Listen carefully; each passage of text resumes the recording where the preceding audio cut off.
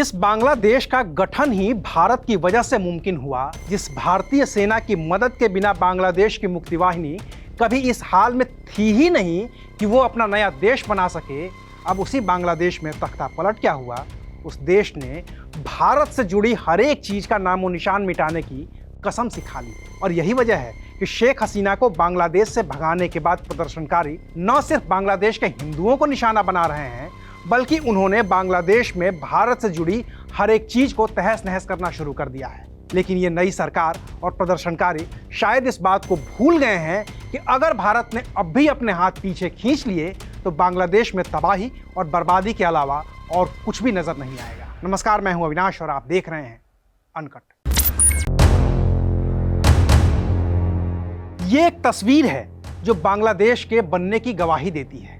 तस्वीर एक स्मारक की है जो भारत और पाकिस्तान की 1971 में हुई जंग की निशानी है। इस स्मारक में पाकिस्तानी सेना के लेफ्टिनेंट जनरल AK नियाजी को उस सरेंडर पेपर पर हस्ताक्षर करते हुए दिखाया गया है जिसमें 90,000 पाकिस्तानी सैनिकों ने भारतीय सेना के officer commanding in chief lieutenant general Jagjit Singh Arora के सामने सरेंडर किया था। और इसी सरेंडर के बाद ही दुनिया के नक्शे पर एक नया देश स्थापित हुआ था जिसे बांग्लादेश कहा जाता है। लेकिन अब शेख हसीना के विरोध में जो प्रदर्शन हुए हैं उसमें इस स्मारक को भी तोड़ दिया गया है। और भारत से जुड़ी ये कोई पहली निशानी नहीं है जिसे प्रदर्शनकारियों ने अपना निशाना बनाया है। इससे पहले भी भारत के कई सांस्कृतिक केंद्रों, मंदिरों, हिंदुओं के घरों और हिंदुओं से जुड़ी जगहों को निशाना बनाया गया है। हिंदुओं में दहशत का वो आलम है कि वो अपने ही देश बांग्लादेश से निकलकर भारत से सटी सीमाओं पर खड़े हैं और भारत सरकार से गुजारिश कर रहे हैं कि उन्हें भारत बुलाकर सुरक्षा दी जाए। लेकिन भारत भी मजबूर है, लिहाजा अभी बांग्लादेश के लोगों का भारत में दाखिल होना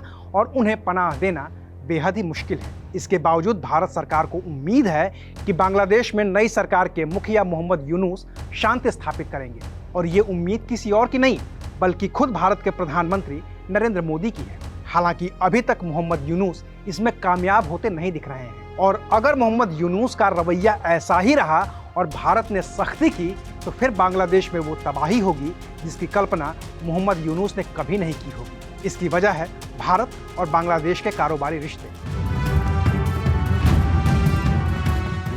बांग्लादेश के लिए भारत एशिया का सबसे बड़ा बाजार है। हर साल बांग्लादेश करीब $2 बिलियन का सामान भारत को बेचता है।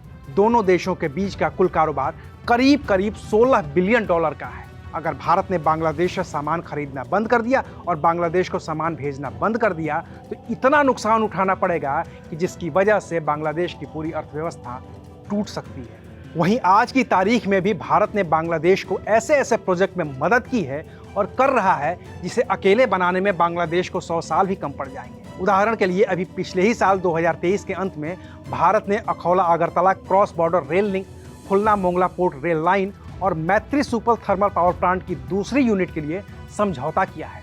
और इसको बनाने में पैसे देने का करार भी भारत का ही है। बाकी बांग्लादेश अब भी भारत से 1160 मेगावाट की बिजली खरीदता है। सड़क बनाने, रेलवे, बंदरगाह और दूसरे विकास के कामों के लिए पिछले 8 साल में भारत कम से कम $8 बिलियन की रकम बांग्लादेश को दे चुका है। बाकी बांग्लादेश में भारतीय कारोबारियों के भी पैसे लगे हैं। देश के सबसे बड़े कारोबारी गौतम अडानी ने बांग्लादेश में बांग्लादेश पावर डेवलपमेंट के साथ 25 साल का समझौता किया है, जिसमें झारखंड के गोड्डा पावर प्लांट से अडानी की कंपनी 1496 मेगावाट की बिजली दे रही है।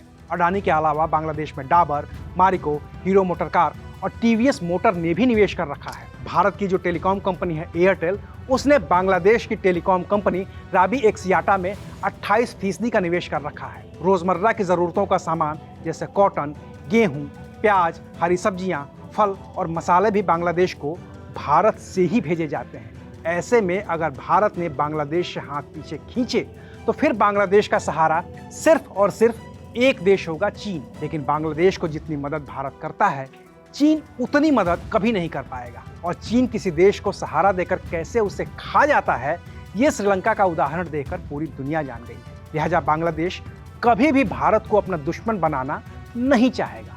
और दोस्ती कायम रखने की शर्त यह है कि बांग्लादेश में अल्पसंख्यकों और खास तौर से हिंदुओं को निशाना बनने से सरकार को हर हाल में रोकना ही होगा। अभी के लिए शुक्रिया। आप देख रहे थे अनकट।